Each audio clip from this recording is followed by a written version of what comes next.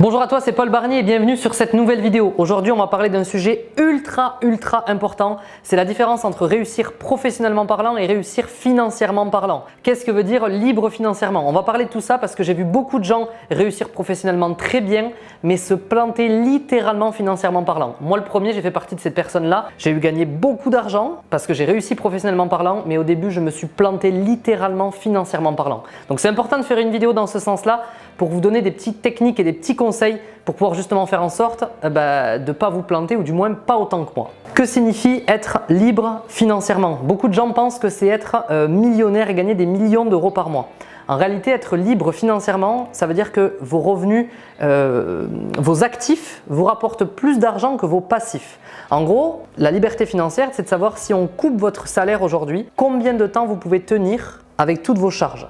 Combien de mois vous pouvez tenir avec toutes vos charges? Vous êtes libre financièrement le jour où vos actifs, vos revenus dépassent vos passifs. Qu'en fait, même quand on coupe votre salaire, vous pouvez continuer à vivre sans problème parce que peut-être vos investissements immobiliers, vos actions, vos obligations et ainsi de suite, vos revenus qui tombent tous les mois hors votre salaire principal couvrent vos passifs, vos charges, votre loyer et ainsi de suite. À partir de là, vous êtes libre financièrement. Bref, après cette intro rapide, je connais beaucoup de gens qui ont réussi professionnellement parlant et qui se sont mangés financièrement parlant. Donc le but va être de vous donner des petits conseils, des petites astuces justement pour faire en sorte de réussir professionnellement parlant certes, mais surtout de réussir financièrement parlant. Pour beaucoup, réussir professionnellement parlant, c'est un vrai objectif de gagner beaucoup d'argent, mais pour beaucoup aussi, votre train de vie, ton train de vie augmente considérablement. Moi, le premier, j'étais qatari quand j'ai gagné mes premiers revenus, donc je dépensais 1000 fois plus que ce que je gagnais et donc forcément, mes revenus augmentaient, mais mon état d'esprit était toujours câblé sur avant. Donc en fait, j'augmentais mes revenus, mais j'augmentais mes dépenses considérablement. Donc à la fin du mois, j'étais toujours à découvert, donc même si je gagnais encore plus, je dépensais encore plus. Et en fait, j'étais exactement dans la même situation. Beaucoup de gens arrivent à gagner beaucoup. Mais il faut savoir que gagner beaucoup en tant qu'indépendant, c'est aussi des cycles. Il y a des mois où vous gagnez beaucoup, des mois où vous gagnez moins, et ainsi de suite. Si vous augmentez trop vos dépenses, les mois où vous gagnez beaucoup, ça va bien se passer. Les mois où vous gagnez moins, vous allez ramasser grave.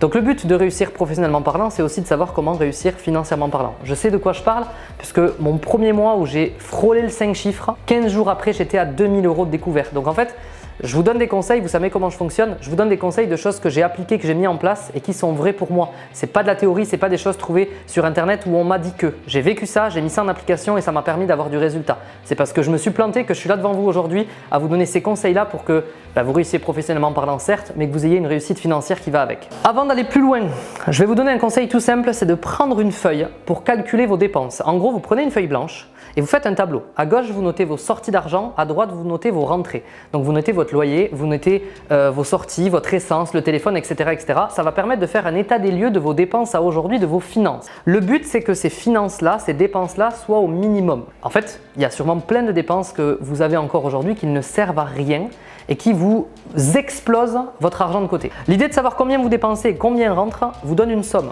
Cette somme, c'est censé être l'argent que vous pouvez mettre de côté tous les mois. Souvent, ce calcul fait peur parce que vous allez peut-être vous rendre compte que vos dépenses sont plus hautes que vos rentrées d'argent et vous vous étonnez de galérer. Si en plus de ça, vous ajoutez des sorties, des soirées, des restos à tous les sens, etc., vous n'avez aucune gestion correcte de l'argent et forcément, vous allez dans un mur. Donc, premier conseil, notez vos dépenses et vos entrées d'argent et faites un petit tableau pour voir la différence entre les deux.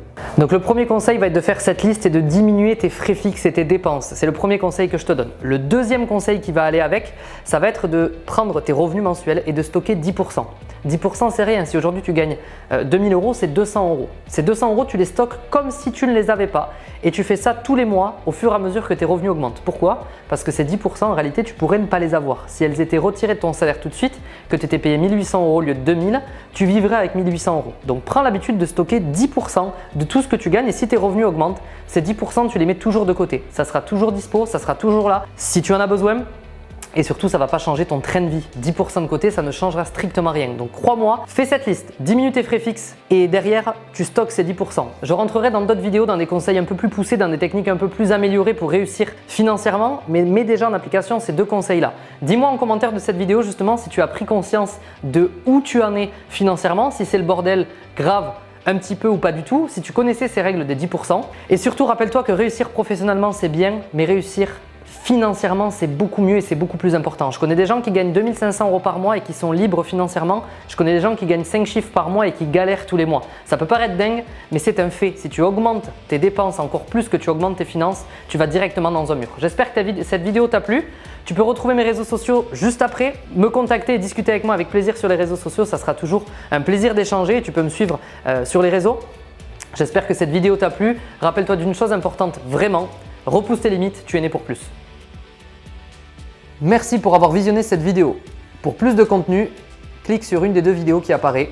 Abonne-toi à la chaîne pour louper aucun contenu et retrouve-moi sur mes réseaux sociaux directement. Let's go!